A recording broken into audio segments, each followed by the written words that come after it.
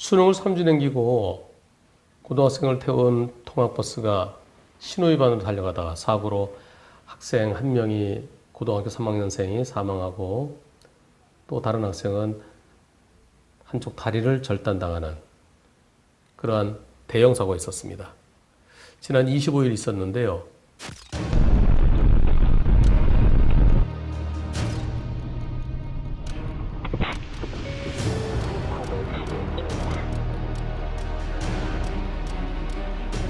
지금 버스가 이렇게 넘어졌어요.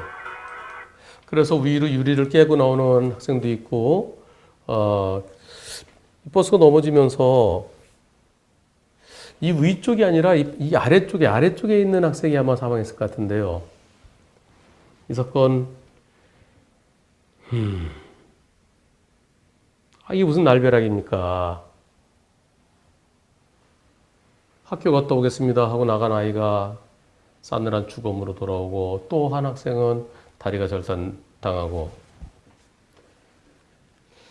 요즘은 학교 통학버스, 그 학교 스쿨 버스는 아니고요. 학교에서 이제 업체를 선정하는 것 같습니다. A, B, C, D 있으면은 우선 종합범위 들어있어야 되고 그리고 그 업체의 그 규모라든가 이런 걸 고려해서 선정을 하죠. 그러면 요금은 어떻게 되나요? 시내버스 타듯이 직접 요금을 내나요? 아니면은 학교에다가 일괄적으로 돈을 내나요? 아마 편리하게 하기 위해서 학교에서 일괄적으로 그 한 달에 얼마 이렇게 걷어서 저 업체에다 주고 그렇게 할 텐데요. 저희 애들은 뭐 이미 다 커서요. 고등학교 때 어떻게 하는지는 제가 잘 모르겠습니다. 근데 학교에서 업체를 선정하고 그리고 종합범위 다 들어있어야 되죠. 그 업체를 선정해서 아침 그리고 저녁 그 통학 학교 가는 등교 시간 그다음에 하교 시간 그때 학생들이 이제 데려다 주는 거죠. 이게 학교에도 그런 버스가 있고요. 또 학원에도 그런 버스들이 있는 것 같습니다. 저희 동네 가면 이제 학원 버스들 밤 10시 되면 많이 거 이제 줄 서 있고 그래서 노선이 정해져 있어요. 어디 가는 버스 어디 가는 버스. 이 사고 우선 운전자는 무거운 형사처벌을 받죠. 신호위반으로 한 학생이 사망하고 그리고 한 학생은 중상해고 그리고 또 한 열 몇 명이 크고 작게 다치고 구속될 것 같습니다. 증거인멸 없고 도주 우려 없으면은 요즘 불구속 원칙입니다. 하지만 이번 사고는 구속될 가능성이 큽니다. 운전자도 크게 다쳤다 그러면은 치료받는 동안은 치료 끝난 다음에 운전자 크게 다치지 않았으면 곧바로 구속 가능성이 높아 보입니다. 그 이유는 이와 같은 사고가 또다시 일어나지는 말아야 되죠. 그 많은 학생들을 태우고 다니는 그 수많은 버스들 이럴 때 불구속이다? 그러면 별거 아니구나. 그럼 또 다른 제2, 제3의 사고가 또 일어날 수 있는 겁니다. 그래서 이 운전자는 구속 가능성이 매우 높아 보입니다. 한편 이 사건에 대해서 그 부모님들, 특히 사망한 그 학생의 부모님, 참 마음으로는 그 운전자를 때려 죽이더라도 그렇다고 내 아들이 살아 돌아오는 게 아니잖아요. 가슴이 찢어질 겁니다. 교통사고 발생되면 두 가지가 해결돼야 되죠. 형사 문제, 민사 문제. 형사는 운전자에 대한 처벌입니다. 다른 사람 누가 처벌받을 사람이 있나요? 없습니다. 신호위반해서 빠르게 달린 운전자가 처벌받는 거고요. 그 다음에 민사 문제는 누가 책임질까요? 이번 사고는 우선 이 신호위반에 달려온 2차, 2차의 운전자, 그리고 차주가 이 회사죠. 차주. 그리고 이 버스의 보험사, 보험일 수도 있고요. 또는 공제조합일 수도 있고요. 이 세 곳이 책임집니다. 궁극적으로는 보험사에서 돈이 나오죠. 그런데 학생들 사고기, 학생 사고이기 때문에요. 이번 사고는 조금 또 여기서요. 이 노란 버스. 노란 버스 측은 그 셋이에요. 운전자, 차주가 개인인지 회사인지 모르겠습니다만은 그리고 보험사. 궁극적으로는 보험사에서 나옵니다. 한편 직장인이 회사에 출근하다가 사고 나면은 산재에 해당되죠. 공무원은 공상 처리가 되는 거고요. 학생은 학교 안전공제라는 게 있습니다. 학교 안전공제. 학교 안전공제에서도 보상이 되는데요. 그런데 학교 안전공제에서 보상받고 또 자동차 보험사에서 또 보상받고 그건 안 됩니다. 이중 보상은 안 돼요. 학교 안전공제에서 받는 것이 자동차 보험사로부터 받는 게 좀 더 많을 거예요. 학교 안전공제는 약관에 정해지듯이 딱 정해져 있습니다. 시행령에. 학교 안전공제로부터 받고 모자른 걸 자동차 보험으로 받든지 아니면 그냥 자동차 보험으로 받든지. 그리고 또 학교 측은 학교가 잘못한 건 없죠. 스쿨버스도 아니니까요. 학교 버스도 아니니까요. 학교는 형사 책임도 없고요. 민사적으로는 어떻게 될까요? 학교가 그 자동차에 대해서, 저 버스에 대해서 주인은 아니지만 그래도 지휘 감독은 하죠. 노선을 정해서 언제 어디서부터 다니고 그리고 또 평소에 안전하게 운전하고 학생들을 안전하게 태우고 다니라고 교육을 합니다. 교육을 많이 했을 겁니다. 그런데 좀 더 철저하게 했어야 되는 거 아니냐. 그런 측면에서 학교 측에게도 저 자동차에 운행지배권이 있다라고 봐서 학교 측의 책임을 인정할 것인가.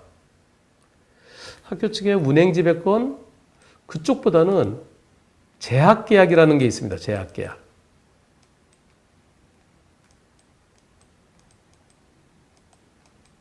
사립학교의 경우에는 학교와 학생 간의 재학계약. 이 재학계약에 의해서 학생들을 잘 돌봐야 될. 그러니까 통학버스에 대해서 학교 측이 항상 교육시키고 안전교육시키고 그래야 될 그런 의무가 있는 겁니다. 그래서 학교 측은 이 재학계약에 의해서 책임이 인정될 것 같습니다.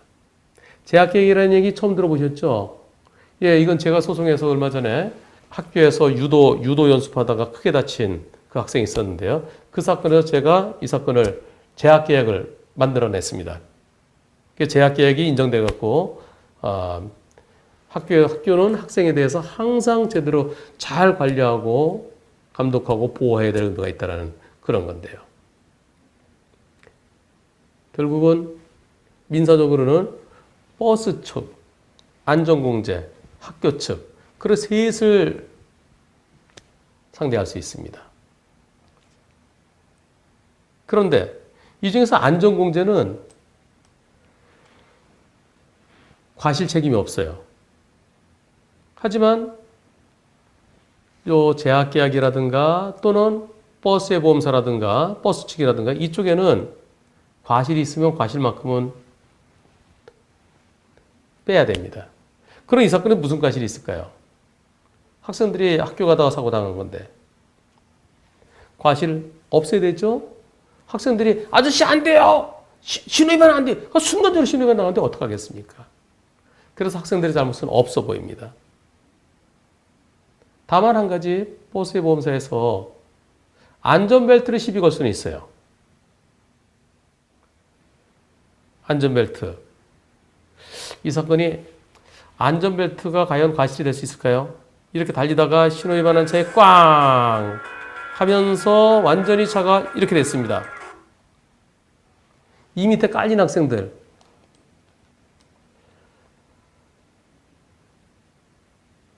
안전벨트를 맸으면은 살고 안전벨트 안 매서 사망했을까요? 이 차가 지금 제가 블랙박스 영상을 다 봤는데요. 블랙박스 영상에서 차가 핑그르르 돌면서 뒤집어졌다 그러면 그래서 뒤쪽에 있던 학생이 앞으로 튕겨지면서 그래서 만약에 다른 사람들은 괜찮은데 안전벨트를 매자 튕겨져 갖고 더 많이 더 사망했다 그럼 10% 과실이 얘기 나올 수 있습니다.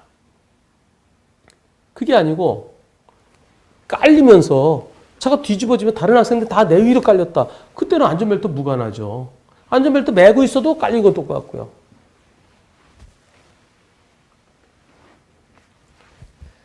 참 이 안타까운 사건에 대해서 제가 이런 걸 설명드리는 게 참 저도 답답한데요. 그런데 제가 누군가로부터 이 사건에 대해서 어떤 식으로 처리되는지 좀 궁금해하는 분이 계셨어요. 그래서 제가 유족들도 이 사건에 대해서 지금은 정신이 하나도 없지만 시간이 지나면 이제 정신을 차리고 가해자에 대한 처벌, 형사합의 문제, 민사상 손해배상 문제 조만간에 검토를 할 겁니다. 아직까지 우리나라는 이런 사고 났을 때 민사적인 문제를 따지면은 무척들 싫어하세요. 근데 해결은 해야 돼요. 처리는 해야 돼요. 처리를 해야 돼요. 형사적인 문제, 교통사고는 세 가지입니다. 첫째, 가해자에 대한 처벌. 둘째, 면허는 취소됐어요, 벌써. 네, 이미 이 사건 하나 취소됐습니다. 세 번째, 민사적인 문제. 다만 민사적인 문제에 있어서 궁극적으로는 버스의 보험사에서 나오게 됩니다. 학교 안전공제를 처리하더라도 학교 안전공제가 나중에 구상금 청구하죠. 왜, 뭐랑 똑같냐면 산재예요. 산재 처리했을 때 산재 출퇴근 중에 산재 사고 났을 때 산재 근로복지공단에서 처리하고 나중에 자동차 보험사다 구상금 청구하듯이 또 학교 측에 재학 계약을 이유로 해서 학교 측에 청구하더라도 학교는 다시 안전공제를 상대로 버스의 보험사를 상대로 나중에 구상금 청구합니다. 모든 건 버스의 보험사에서 다 해결해야 되죠. 금전적인 거, 민사적인 거는 버스의 보험사에서 다 처리합니다. 형사적인 것은 자동차 운전자에 대해서 처벌이고요. 그런데 참 이 사고는 남의 일이 아닙니다. 우리 아들, 딸들, 우리의 손자, 손녀들 이렇게 학교 갔다 오다가 학교 가다가 저렇게 해서 나중에 급한 소식 듣고 가보니까 우리 아들이 죽어 있더라. 이런 일은 다시는 일어나서는 안 되겠습니다. 전국의 스쿨버스 또 이렇게 위탁 계약이라는 거죠, 일종의. 근데 위탁 계약된 학교 통학버스 그리고 학원 통학버스, 결국은 이건 어린이 통학버스는 아니지만 어린이 통학버스는 만 12세까지 만 13세 미만 거기를 어린이라고 그러죠. 어린이 통학버스는 아니지만 그러나 이 노란 버스 학생들 태우고 다니는 버스 좀 여유를 가지시고요. 그리고 이번 사고가 어떻게 일어났는지는 정확히 모르겠습니다. 이게 만일 신호가 막 바뀌는 중에 아까 보니까 제일 오른쪽에서 나오는 차랑 미쳤어요. 앞에 차들이 1, 2, 3차로에 차들이 아직까지 안 가고 있으면 내 신호가 바뀌었더라도 좀 기다리세요. 제가 여러 번 말씀드리잖아요. 1, 2, 3차로 차가 안 가면은 왜 안 갈까를 생각하면서 나는 내 신호네. 그래서 그냥 갈 게 아니고 다른 차들이 안 가고 있을 때는 다른 차들은 보조를 맞췄더라면 이 사고가 그랬다는 게 아니고요. 이 사고도 그랬을 가능성이 좀 엿보입니다. 아까 KBS 뉴스를 다시 한번 볼까요? KBS 뉴스 보면 요거죠, 요게? 네, 이게 불박차 가죠? 3차로. 자, 달려가는데요. 달려가는데 자, 이거 보세요. 지금 바뀌었네. 야, 저 완전 생짜배기. 네, 그런데 지금 오른쪽 보면은 이쪽에요. 오른쪽 다른 차보다 조금만 늦게 좀 안타깝네요. 여기 차가 버스가 이렇게 달려왔어요. 이렇게 달려오는데 여기 있는 차들은 아직까지 출발한 여기 있는 차 좀 먼저 가려다 일어난 사고가 같습니다. 먼저. 그래서 항상 신호 바뀐 직후에는 1차로, 2차로, 3차로가 있다 그러면은 직진 신호가 들어와서도 여기 왼쪽 차가 가는 걸 보고 보조 맞추는 게 좋아요. 이 차는 보고 안 가는데 이 차가 먼저 나갔던 이런 사고가 일어날 수 있습니다. 물론 그렇다고 해서 이번 사고가 뭐 세 번째 차, 지금 저 부딪힌 차 그 차에게 잘못이 있다는 그런 취지는 아니고요. 항상 신호 바뀌었더라도 나는 쭉 오다가 보면 신호 바뀌네, 바뀌었으니까 가야지 그러지 말고 옆에 내 왼쪽, 주로 이제 왼쪽 차죠. 내 왼쪽에 있는 차가 그 차보다 먼저 나가려고 그러지 마세요. 안타까운 마음 가득하면서 그리고 서로 또 이 사고로 또 우왕좌왕할 수도 있기 때문에 그런 점에 대해서 제가 한번 정리를 해드렸습니다. 학교 통학버스 운전하시는 분들 뿐만 아니라 모든 운전자들 신호가 황색 신호는 멈추려고 그래야죠. 멈추려고 그래야 되는데 몇십 메타 앞에서 황색불인데 멈추려 하는 거기로 오히려 달리면은 운이 좋으면 그걸 통과할 수 있지만 운이 좋을 확률은 50%가 안 돼요. 50%의 목숨을 건 도박입니다.